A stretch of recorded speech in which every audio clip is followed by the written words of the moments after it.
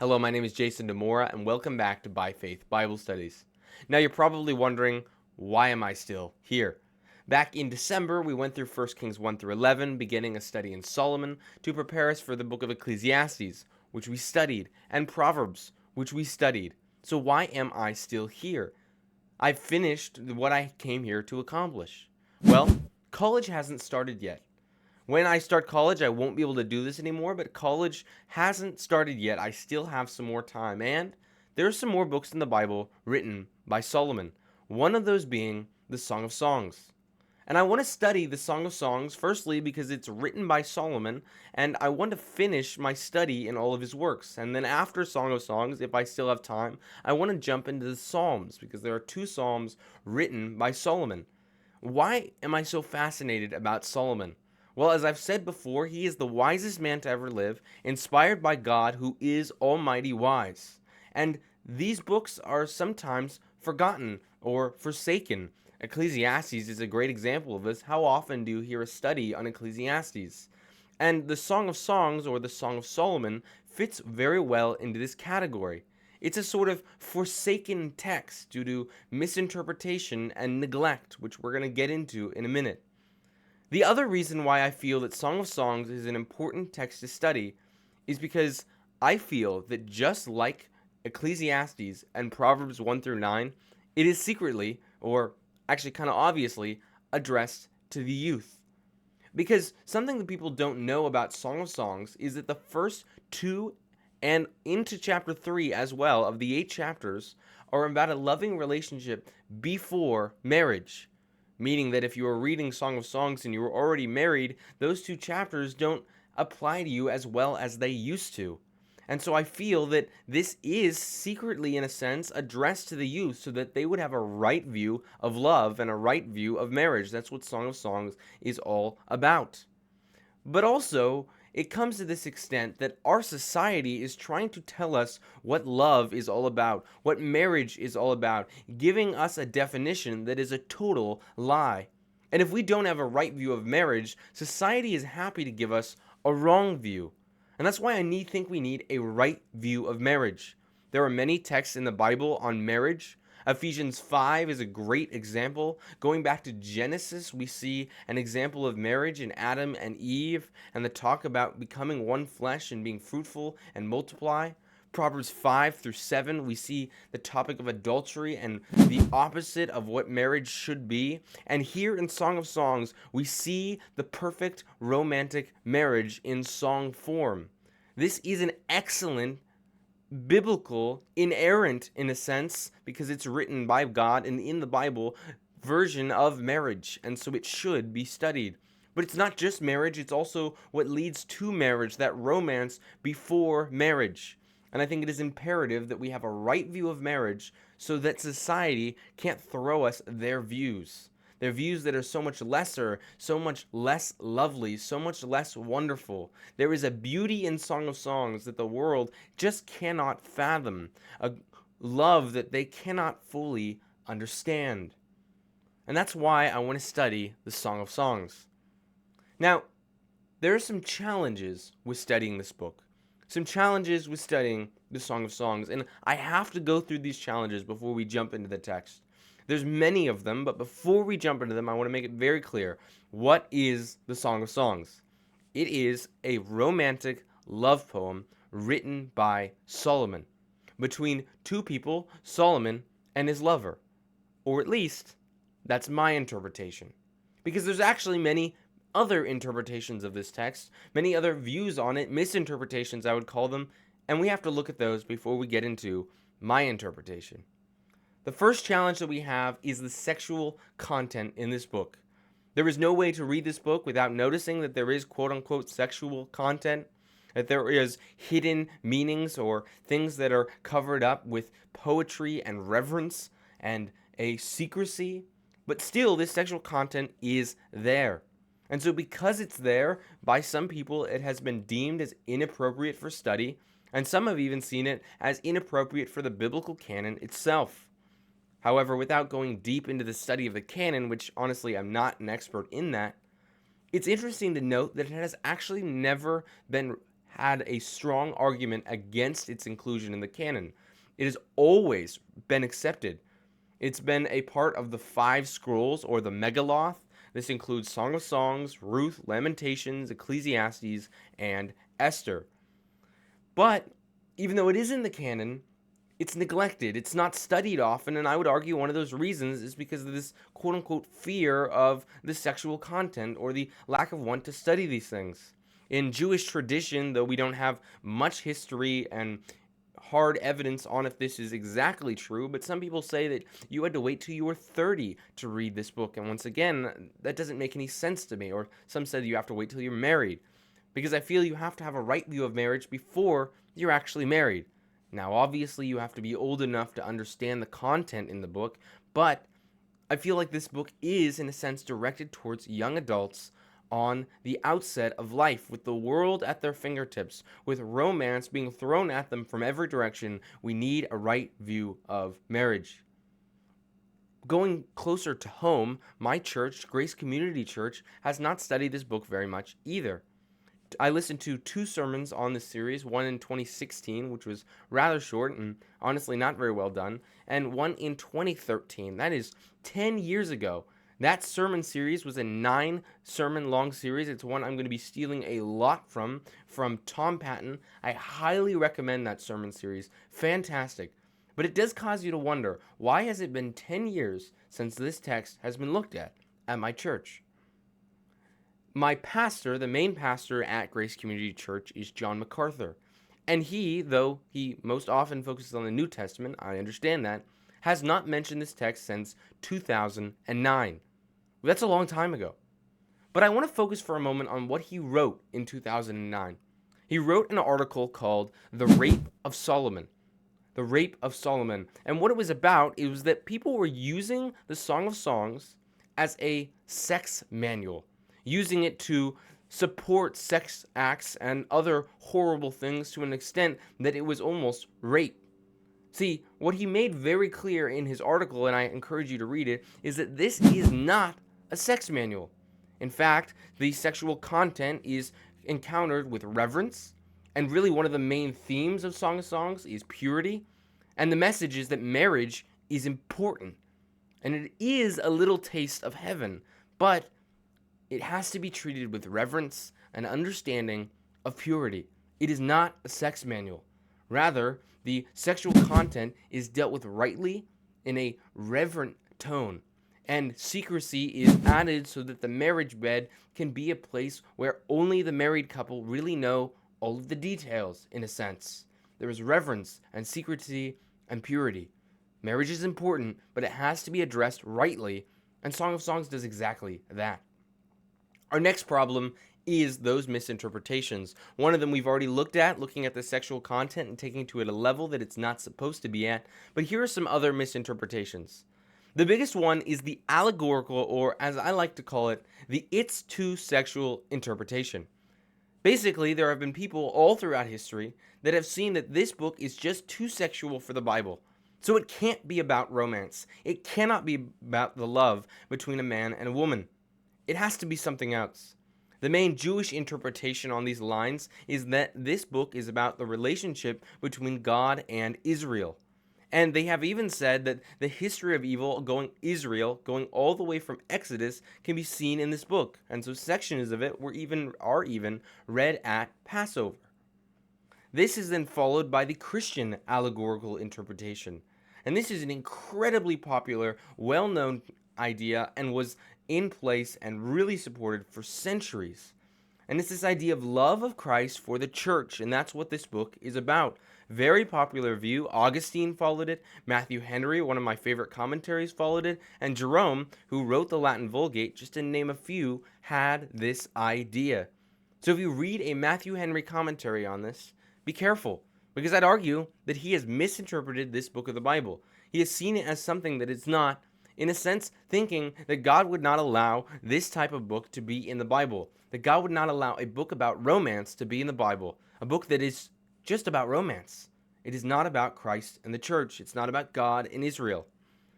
If it's not about that, then we have some other interpretations, and these interpretations I would call the anti-Solomon interpretations.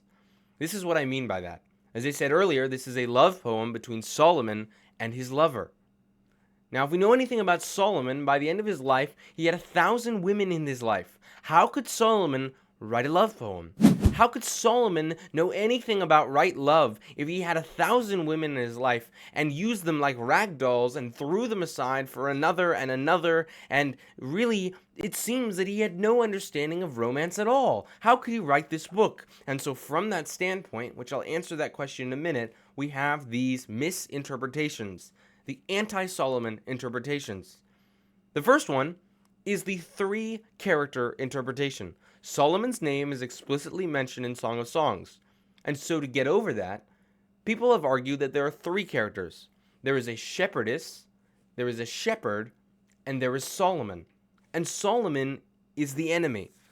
Solomon is the enemy, but that doesn't make any sense. Because why would Solomon write about how evil he is? That doesn't make any sense. In a sense that Solomon is trying to get the shepherdess to himself, get the shepherdess to join his harem, and eventually by the end of the book, the shepherdess falls in love with the shepherd. It doesn't make any sense to write about how evil you are. So then this is then followed up by the argument of that it's not written by him. But then I follow that with, why is it in the canon? Because verse 1, the Song of Songs, which is Solomon's, makes it pretty clear that this is written by Solomon. So if it was not written by him, then the Bible is lying, and it's not true. And also, I can't think of any other book in the Bible that says it's written by one person, but is actually written by another. It's illogical. But also, where does this shepherd come from? Well, beginning in chapter 1, verses 7 through 8, and in another section as well, a shepherd is mentioned. And so the argument is that Solomon is a king, so he couldn't be a shepherd. There must be a third character. Well, turn with me to Ecclesiastes 2:7. And I'll say this first before I even read this verse, is that it's totally possible that this is just figurative language. In fact, that's what I think it is. Figurative language does not mean allegory. It just means figurative language. It's a poetic style. But Solomon, in a sense, was a shepherd. Ecclesiastes 2:7 says, I bought male and female slaves, and I had homeborn slaves. Also, I possess flocks and herds larger than all who preceded me in Jerusalem. Solomon had flocks, and so he could be seen in a poetic sense as a shepherd. It's totally possible. So that argument falls apart. It is about Solomon and his lover. Well, then here comes our next interpretation on this idea. Some people see it as imperfect love, that it is a love between a pure, righteous woman and Solomon, but late into Solomon's life when Solomon already had a harem.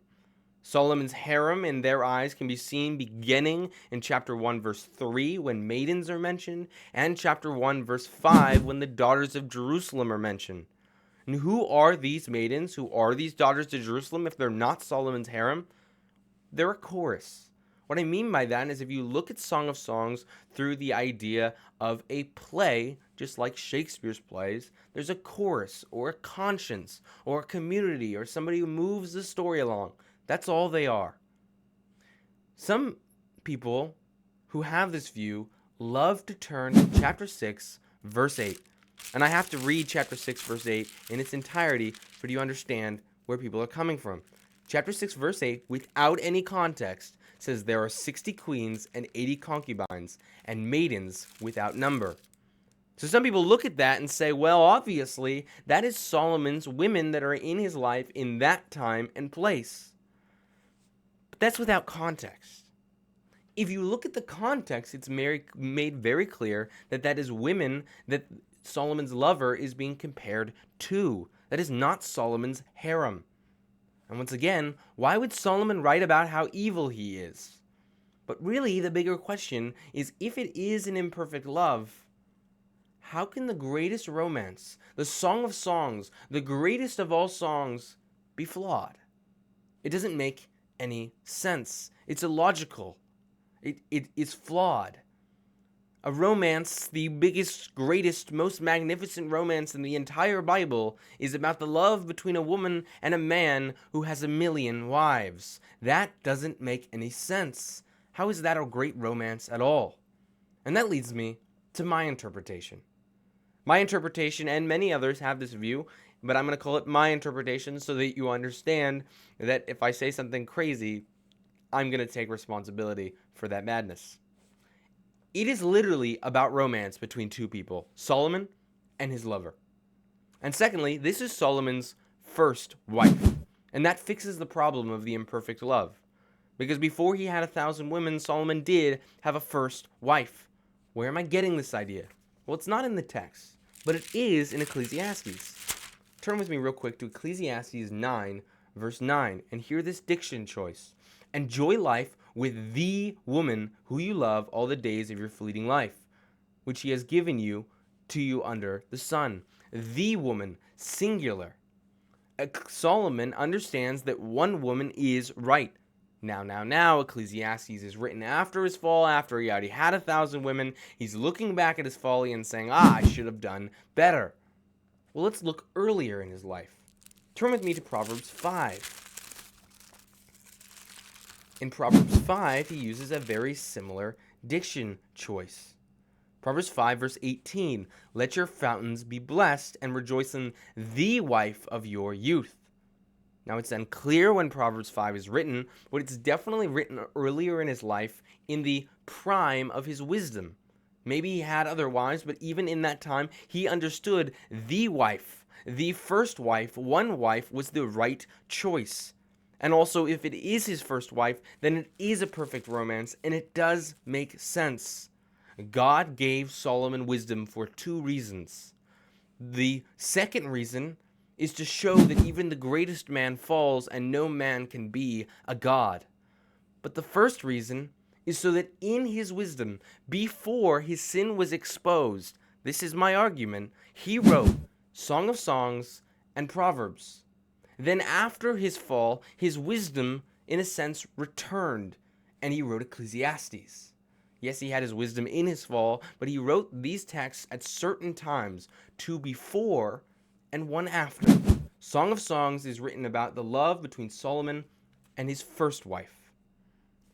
And because of this, we look at this, and I would argue that also Song of Songs has a deeper meaning beyond that, on marriage, overall, and romance, because of the nature that it is poetry.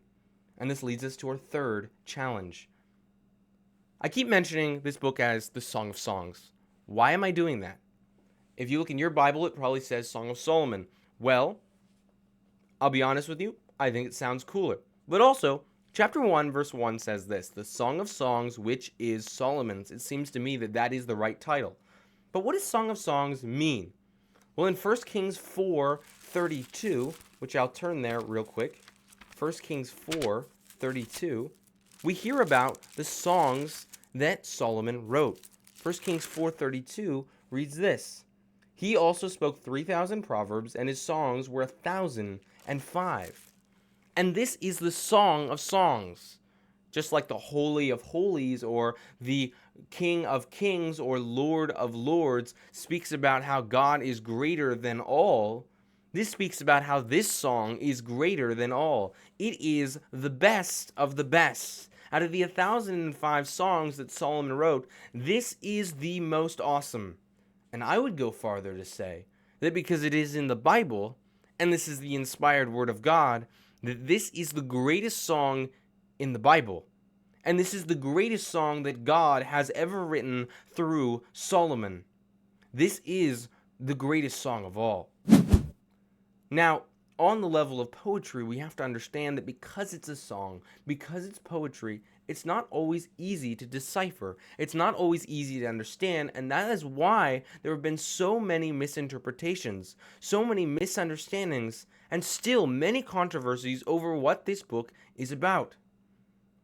And that brings me to this point. I think this is very important when talking about poetry. I would argue that with Song of Songs, there are many interpretations, but there is one true meaning. We just may not know what that true meaning is because it's so hard to decipher, because it is a song, because it is poetry. This is true in other places in text, but I would say most explicitly here in Song of Songs. What do I mean by this? Well, let me give you an example. If you've ever seen the movie Inception, I'm not going to go through the plot of the film, but at the very end of the movie, Leonardo DiCaprio's character walks across the screen and he takes out a little top and he spins it. Before this top can fall over, as a natural top would do, the movie ends. And this scene has caused much debate amongst people who have seen the film. Now, I would argue that all of those debates over what does the top not falling over mean, or if the top stayed up, or whatever, it doesn't even matter what the plot of the film is. They have these debates over this film and what the film means and what Christopher Nolan's point behind the film is and what Leonardo DiCaprio's character was doing, where Leonardo DiCaprio is, conversation and argument and wrestling over it and misinterpretation, because I'd argue Christopher Nolan has one main purpose in that scene and in the entire film. However, if I'm correct, Christopher Nolan has never expressed what that message of Inception is. But that doesn't change the fact that there is one message. We just don't know what it is. It's the same with Song of Songs. We can get closer and closer and try to figure out what it is, but some of the things I say may be wrong, and some of the things I say may be right. All I'm trying to do is get as close to the original meaning as humanly possible. There are many interpretations of this text. There is one true meaning, but there's still going to be many interpretations, many arguments, many wrestling with some of the verses because of the time change and the culture displacement and so on and so forth. The nature of poetry makes it hard to decipher, but it also does something else. It creates an impressionistic painting of romantic love. The reason that it's poetry is to do something to romantic love that no other type of writing could do. It adds secrecy, because it's so hard to decipher and it's able to cover up themes. It adds reverence. And thirdly, it adds beauty. In a minute, I'm going to read the Song of Songs and you will see what I mean by the beauty in this text. It's just beautifully written. The fourth problem that we have is a lack of expertise. I have never been in a romantic relationship and I have never been married. I have very little skill in this area. I have very little experience. And also, I haven't honestly been able to do much studying behind it. Besides Tom Patton's 9-sermon series, it's hard to find people who are going to give a commentary on this text. For example, I read a long commentary on this text, and then at the end, the writer got to his point, and it was wrong. I didn't agree with him. And so it's hard to find commentaries because there really aren't many. It's hard to find study material because there really isn't much. I have a lack of expertise and a lack of material. So I say this. Tom Patton's 9-sermon series is fantastic. I'm going to be stealing a lot from it, and I highly encourage you to go watch it. In fact, if you want to stop this video right now and instead go watch his series, I wouldn't mind. In fact, I'd be happy. But secondly, all of my sources that I'm using will be listed in the description if you want to look at those, including Tom Patton's 9-sermon series, including John MacArthur's The Rape of Solomon, and other articles that I looked at and used for what I'm talking about. I have a lack of expertise, I realize that, but it's never too early to study the Bible. Let's study the Song of Songs. Today, I'll be going through chapters 1 through chapter 3, verse 5. It's a lot of text, but we have to read it, we have to study it. Let's get into it. The Song of Songs, which is Solomon's. May he kiss me with the kisses of his mouth. For your love is better than wine. Your oils have a pleasing fragrance. Your name is like purified oil. Therefore the maidens love you.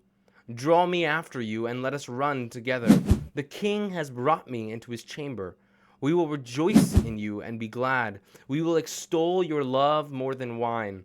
Rightly do they love you.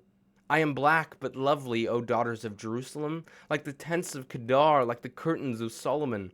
Do not stare at me, because I am swarthy, for the sun has burned me.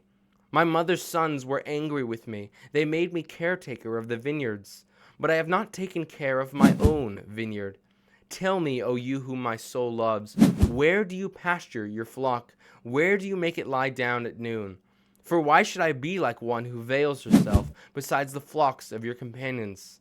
If you yourself do not know, most beautiful among women, go forth on the trail of the flock and pasture your young goats by the tents of the shepherds.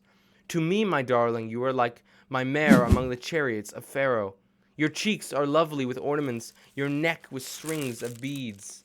We will make for you ornaments of gold with beads of silver. While the king was at his table, my perfume gave forth its fragrance. My beloved is to me a pouch of myrrh which lies all night between my breasts. My beloved is to me a cluster of henna blossoms in the vineyards of En-gedi. How beautiful you are, my darling. How beautiful you are. Your eyes are like doves. How handsome you are, my beloved, and so pleasant. Indeed, our couch is luxuriant. The beams of our houses are cedars, our rafters cypresses. I am the rose of Sharon, the lily of the valleys. Like a lily among the thorns, so is my darling among the maidens. Like an apple tree among the trees of the forest, so is my beloved among the young men. In his shade I took great delight and sat down, and his fruit was sweet to my taste. He has brought me to his banquet halls, and his banner over me is love. Sustain me with raisin cakes, refresh me with apples, because I am lovesick. Let his left hand be under my head, and his right hand embrace me. I adjure you, O daughters of Jerusalem, by the gazelles or by the hinds of the field, that you do not arouse or awaken my love until she pleases. Listen, my beloved. Behold, he is coming, climbing on the mountains, leaping on the hills. My beloved is like a gazelle or a young stag. Behold, he is standing behind our wall. He is looking through the windows. He is peering through the lattice. My beloved responded and said to me, Arise, my darling, my beautiful one, and come along, for behold, the winter is past, the rain is over and gone.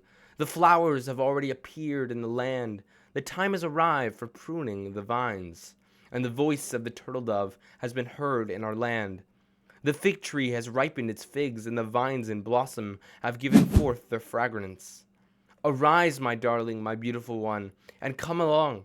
O my dove, in the clefts of the rock, in the secret place of the steep pathway, let me see your form, let me hear your voice, for your voice is sweet, and your form is lovely. Catch the foxes for us, the little foxes that are ruining the vineyards, while our vineyards are in blossom. My beloved is mine, and I am his. He pastures his flock among the lilies, until the cool of the day when the shadows flee away. Turn, my beloved, and be like a gazelle or a young stag on the mountains of Bether. On my bed night after night I sought him, whom my soul loves. I sought him, but did not find him. I must arise now and go about the city. In the streets and in the squares I must seek him whom my soul loves. I sought him, but did not find him. The watchmen who make the rounds in the city found me, and I said, Have you seen him whom my soul loves? Scarcely I had left them when I found them whom my soul loves. I held on to him and would not let him go, until I had brought him to my mother's house, and into the room of her who conceived me.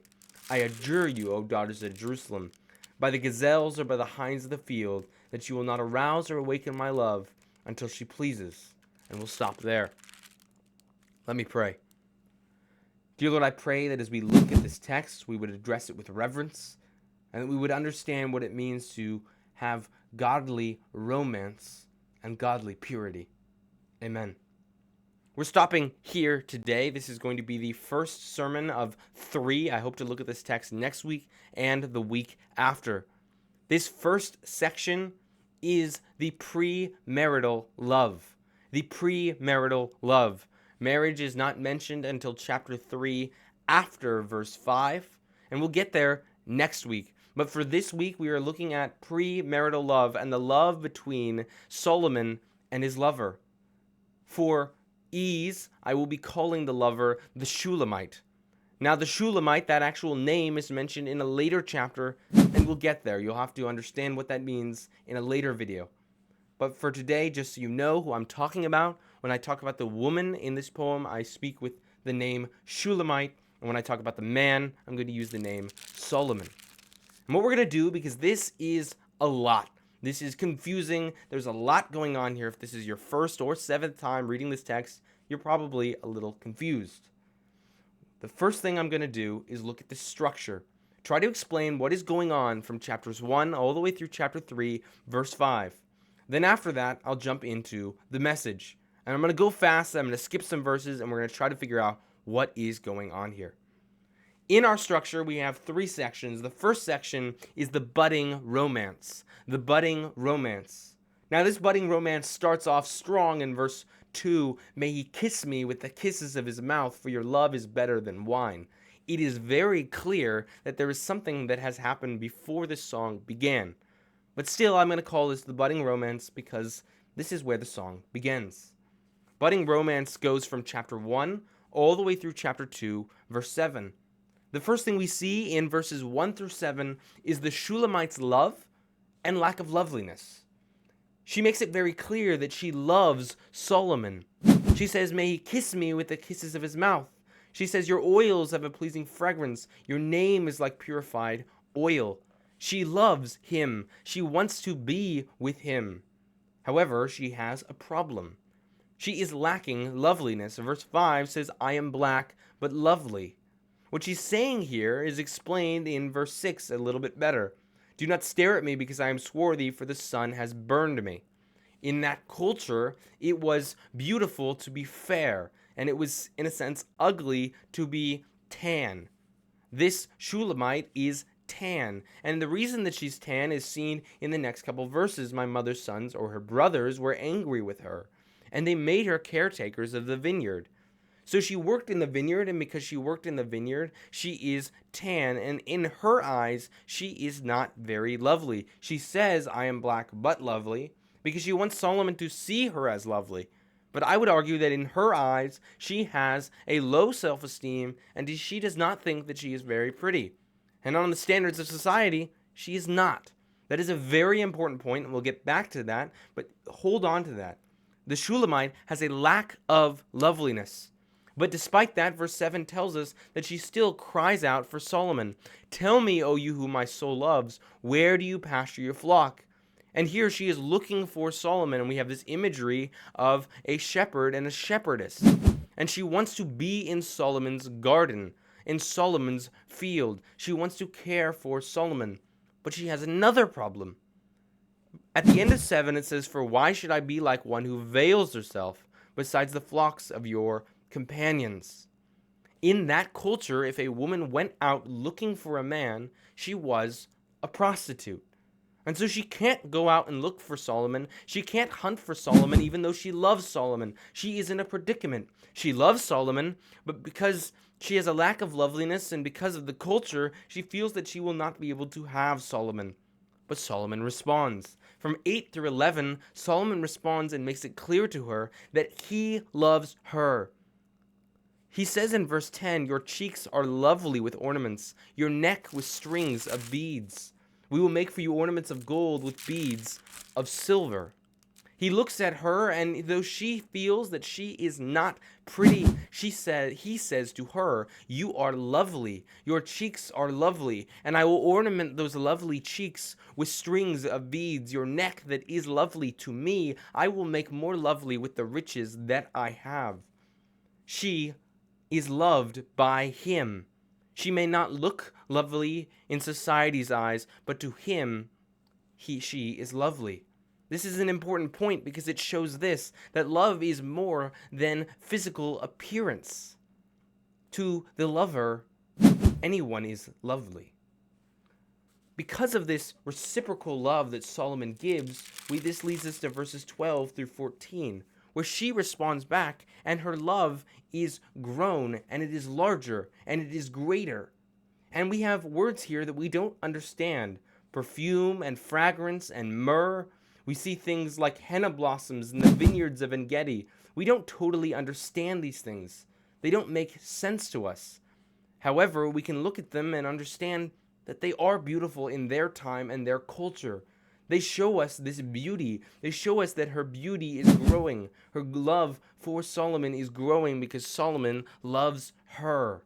Solomon loves her vineyard. Turn back real quick to the end of verse 6. "But I have not taken care of my own vineyard." That is a reference to her body. She seems to not have taken care of her own beauty, but Solomon looks through that and says, "I still love you. I still love your vineyard." And she responds and says, "I love you greater. You are like a cluster of henna blossoms in the vineyards of En-Gedi." I wish I could read this in Hebrew to see the greater beauty that is behind this. I wish I could understand the culture, but I don't. But even without it, I can see the beauty, and I hope you can too. This leads us to 15 through chapter 2, verse 7. And this is a beautiful section because it's sort of unclear who is talking at times. And I would argue that that's on purpose. And the reason that's done is to show a harmony of love between Solomon and the Shulamite. It says here in 15 through 17, how beautiful you are, my darling, how beautiful you are, your eyes are like doves, how handsome you are, my beloved, and so pleasant. Indeed, our couch is luxuriant, the beams of our houses are cedars, our rafters cypresses. They are becoming a unit. They love each other, they want to be with each other. Chapter 2, verse 1, I have to point out, it's so important. She says, I am the rose of Sharon, the lily of the valleys. When this text was seen as an allegory, or when it is seen as an allegory between Christ and the church, this is abused to be seen as that Jesus is the rose of Sharon, or the lily of the valleys. In fact, when I talked about the temple, I referenced this verse when I was talking about the ornamentation. And if I'm correct, I said something that was not true. This is not about Christ, and there's an importance that cannot be true. Because the rose of Sharon, or the lily of the valleys, what she's saying is she's a commoner, that she is not that fantastic. She doesn't stand out. She's just another lily. So then Solomon responds and says, you are like a lily among the thorns.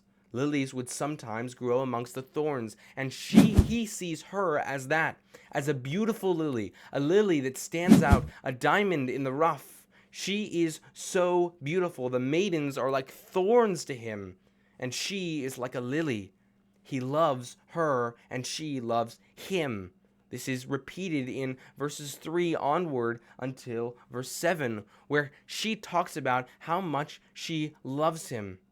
And in looking how much she loves him, it's awesome to note that this song focuses on the relationship and the roles in that relationship of marriage and premarital love.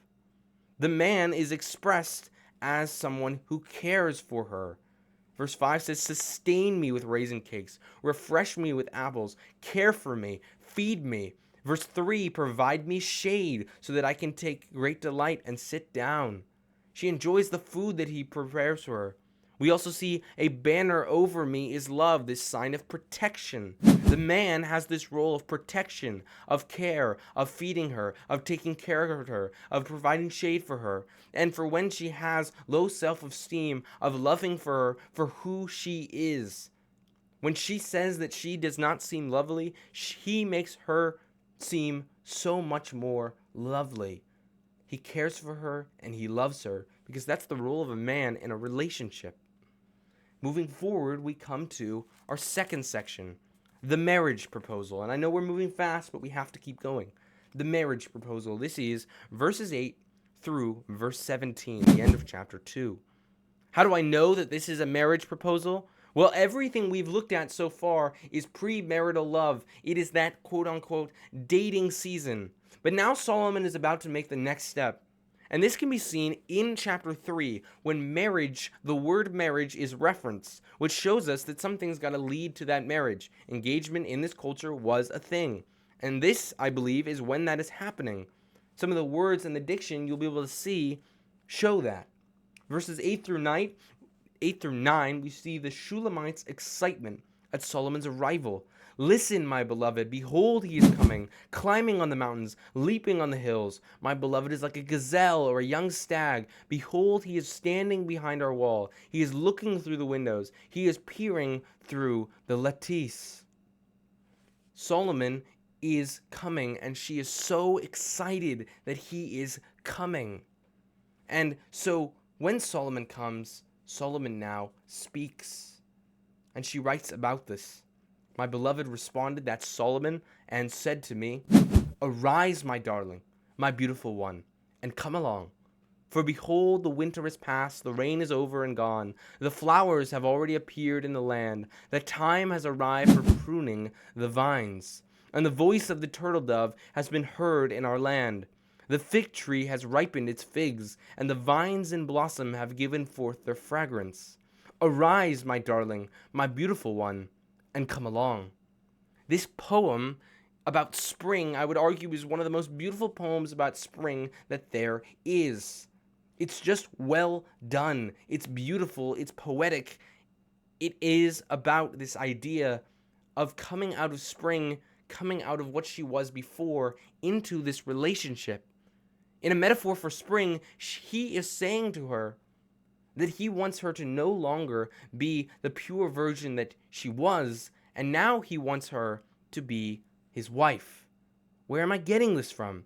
Well, go back to verse 7 for a moment. I skipped over this verse, but it says, I adjure you, O daughters of Jerusalem, by the gazelles or by the hinds of the field, that you do not arouse or awaken my love until she pleases. We'll get into this verse later, but it says that you do not arouse or awaken my love until she pleases. That is a call for purity. This is premarital love, and purity is necessary. So what he's saying here is come out of that pure lifestyle, which was good, and come into this marital lifestyle, which is also good. Go through the spring of time, the spring of marriage. This is further enunciated in verse 14. O my dove in the clefts of the rock, in the secret place of the steep pathway. Let me see your form. Let me hear your voice, for your voice is sweet and your form is lovely. He understands that she is pure, that it is hard to come out of that state into a marital love. Why is that so? Well, in our culture, and also much more in that culture, the virginity of a woman, most specifically, was taken very seriously. And if you lost your virginity before you were married, your life was basically over, and you were seen as a prostitute. He understands how serious this is, how important purity is. That's one of the main messages of Song of Songs. We'll get into that later in a moment. But purity is so important. And so he focuses on that when he gives his marriage proposal. And now, the Shulamite responds. And in response, she says this. She asks him to do something for her. Catch the foxes for us, the little foxes that are ruining the vineyards, while our vineyards are in blossom. Once again, vineyard is this symbol for her body or their relationship that is growing because she worked in a vineyard when she was younger, and so she sees this as a fantastic symbol. But who are these foxes? We'll get to these foxes later, but these foxes are destroying the vineyard, their problems in their marriage. And really what she's asking him to do is protect her. And if you do protect me, she says this, my beloved is mine and I am him. He pastures his flock among the lilies. What a beautiful response. What a beautiful way of saying, yes, I want your love, Solomon. I want your protection. I want you to care for me. I want you to be my man. But then we have verse 17, and something weird happens here. Until the cool of the day, when the shadows flee away, turn, my beloved, and be like a gazelle or a young stag on the mountains of Bether. Now, there's many interpretations of this verse and things that it may mean, but I'm going to stick with the one that Tom Patton gave, and because I think it is correct. What she's saying here is, yes, Solomon, I accept your engagement. I want to marry you, but not now. Turn and go away. It's an odd thing to say, and we'll get into what it means later, but for the moment, hold on to that. Solomon has left. Solomon has gone the other way. He has received a yes, but he's also received a no. It's weird. It's strange. It doesn't make sense at the moment, but just have that curiosity hold for a moment. Then we come to our next section. This is chapter 3, verses 1 through 5, a foreshadowing of love's consummation. A foreshadowing of love's consummation. This is a different scene. Verse 3, verse 1 begins, on my bed, night after night, I sought him whom my soul loves. It's shown to us that this is a dream sequence, that she is having a dream about looking for Solomon. And in this section, she looks for Solomon, and we see that she finds Solomon. Verse 4, she scarcely had I left them when I found him whom my soul loves. I held on to him and would not let him go until I had brought him to my mother's house, into the room of her who conceived me. And that seems really weird, but basically in that culture, it was this sign of security, of bringing him into her home, of bringing him into her family, of loving him. She wants to be with him, and in this dream, she wants to be with him in the marriage bed. But this is a dream, and that's very important. that this is a foreshadowing. This entire section is the dream of the Shulamite longing to be with Solomon in marriage, but they're not married yet. And verse 5 is then a repetition of chapter 2, verse 7. I adjure you, O daughters of Jerusalem, by the gazelles or by the hinds of the fields, that you will not arouse or awaken my love until she pleases. It's another call for purity, an understanding that that was a dream, a foreshadowing, a looking forward, something that has not happened yet. She's looking forward to when she can be with Solomon, but she is not with Solomon yet. And that is the structure of this premarital love, this dating section that leads to the engagement. And next week, we'll get into the marriage. But what is the message? What's the point of all of this? Well, I have two things that stand out to me. First is godly romance. Godly romance. There is no ignoring the fact that this text is heavily romantic. There are hidden meanings. There is poetic language. There is figurative speech. There is talk of love and being with one another and consummating marriage. There is so much talk of love. This is a romantic text, and it is in the Bible. And it is not about Christ and the church, because if it was, then romance would be nothing but a means to an end. A following of Genesis 1:28, which says, be fruitful and multiply, as just that. Be fruitful and multiply. But there's something so much more beautiful in the relationship between a man and a woman, that they become one flesh, as it says in Genesis. A relationship is so much more than that. Godly romance is a beautiful thing. Without understanding even what Song of Songs is about, you can see that it's beautiful. Without understanding what the henna blossoms are, or the vineyards of En-Gedi, what it means to be in the clefts of the rocks as a dove, we can see that it's beautiful. It is gorgeous poetry, and it's about love. It's about romance, and it shows that romance is beautiful. The Song of Songs, the greatest song of all, is about romance. And it shows that romance is one of the greatest gifts that God has given to man. One of the greatest tastes of heaven. It is about romance. It is in the Bible, and it's in the Bible on purpose. Marital love is a gift from God. But this godly romance in this first section is teamed with godly purity. And godly purity, I think, is the biggest message that we can get out of this first section, and it's so deeply important. As a reminder, this entire section that we just looked at is pre-marriage. The poem, as a whole, shows that most explicitly because it gets way deeper into love language later in the text. Here, it's quote-unquote much more tame, and I don't like using that word, but I feel it is the right word to use. This is much more tame than what is to come. After marriage, that's when really the relationship starts. But before marriage, it's a different sense of love, because it is a love defined by godly purity. And we'll actually see godly purity in the marriage as well, but we'll get there later. I have 3 points here about godly purity before marriage that I find that are in the text and are very important. The first one is the call for sexual purity. The call for sexual purity. Chapter 2, verse 7, and chapter 3, verse 5 have that line that I've read. I adjure you, O daughters of Jerusalem, by the gazelles or by the hinds of the field, that you do not arouse or awaken my love until she pleases. In the English, it sounds like this is spoken by Solomon. In the Hebrew, it sounds like it is spoken by the Shulamite. It's unclear. However, I don't think it really matters. Rather, it matters the main message. And the main message is this: do not consummate the marriage until the marriage has happened. Do not love one another in the marital sense until the marriage has happened. Wait for the marriage. Wait until the right time. Do not arouse or awaken that type of love until it is time. Physical love has its place, and that place is in marriage and marriage alone. This is repeated twice to show the importance of sexual purity. And also notice how beautifully this call is given, and I would call it even a command.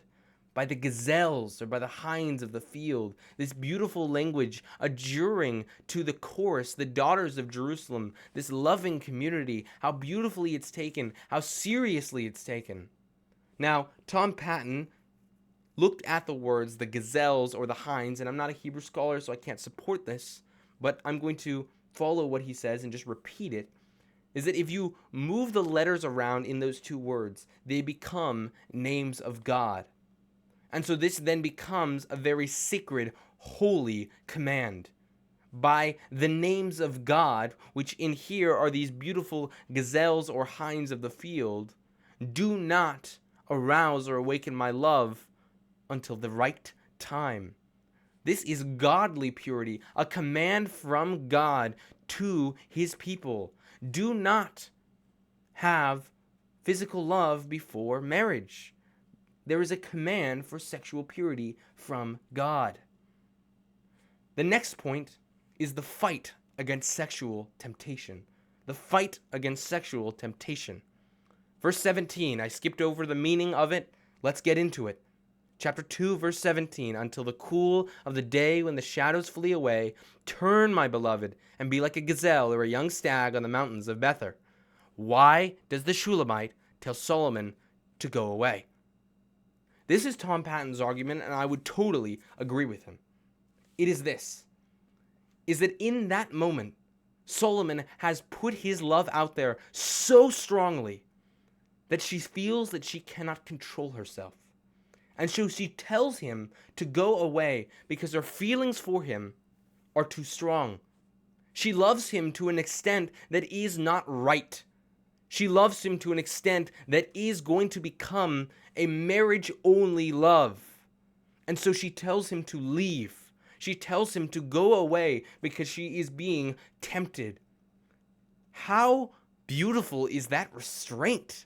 How beautiful is that strength that she says sexual purity is more important than loving the one who God has given me. Sexual purity is so important, and we must fight against sexual temptation. To this extent, Solomon is in the right here. Solomon is doing what is good. Solomon's engagement is beautiful, but she notices that the sexual temptation is too strong, and it is not the right time yet. They have to wait for the marriage. And so she tells him to leave. There's also a cultural manifestation that's going on here, a cultural reason, which we'll get into next week when we talk about Jewish weddings. But for the moment, we'll leave it at that it is a fight against sexual temptation, telling him to leave. Thirdly, it is the defense against sexual distraction. That is our third point. The defense against sexual distractions. Solomon proposes, and the Shulamite responds with, catch the foxes for us, the little foxes that are ruining the vineyards, while our vineyards are in blossom. Now, if we remember chapter 1, verse 6, where she says, but I have not taken care of my own vineyard, where the vineyard is her body, or the vineyard is their relationship that is growing, we see that these foxes can be seen as sexual distractions. They are the adulterers or the adulteresses or any sexual distraction that persuades her away from that loving relationship with Solomon. In marriage, she says, if you marry me, I want you to do this. She prays that Solomon will protect her from those who want to distract her from the perfection of marriage. She wants protection from her husband, and I would argue that Solomon wants the same thing from her. That in a loving relationship, they can fight against sexual distractions. Godly purity before and in marriage is imperative. Here we see that godly purity is, in a sense, the foundation for godly romance. It is so important. The Song of Songs spends 2.5 chapters focusing on godly romance in the eyes of godly purity. And that godly purity is not going to leave even in that marriage. We'll get back to it. Godly purity is so important. Our society throws it aside. Our society has a lower view of love, a lower view of marriage. They can't understand love to the extent that Solomon talks about here because they don't believe in godly purity. The love between Solomon and the Shulamite is so magnificent, and it's so magnificent because it's godly romance founded on godly purity.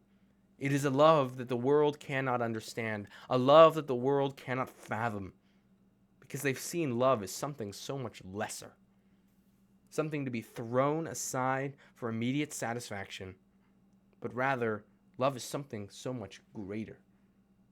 The main point of Song of Songs is this: romance is perfected in pure, godly marriage, and the first step to godly marriage is a pure, premarital lifestyle.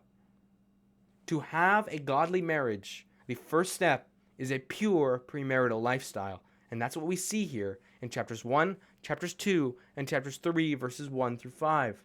They love each other, they want to be with each other, but they're not there yet. They wait and they are patient. In conclusion, I want to say this: do you have a view? Do I have a view of purity, love, and marriage that reflects the grand beauty of Song of Songs? The wonder of Song of Songs, the beauty, the grandeur, the gorgeous text, the figurative language, the poetry.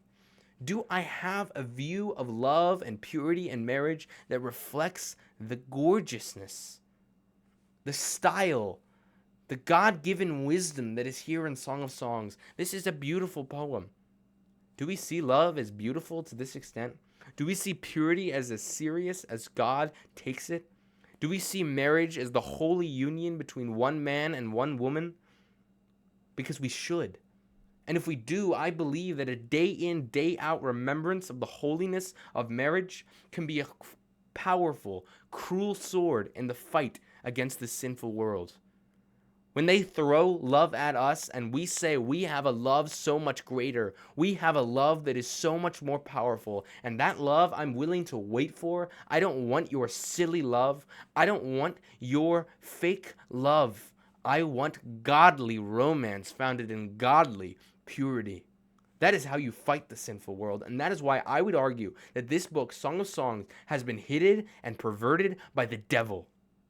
That the reason that there are so many misinterpretations, that there are so many misunderstandings, that there's so many twisting of the text is because the devil does not want us to understand that godly romance is a gift from God and it is founded in godly purity. The devil is cruel. Let us fight with the Song of Songs and with the rest of the Bible. May we fight with the truth. May we look at these texts and understand that this is what romance is about. Romance is perfected in pure, godly marriage. And the first step to godly marriage is a pure, premarital lifestyle.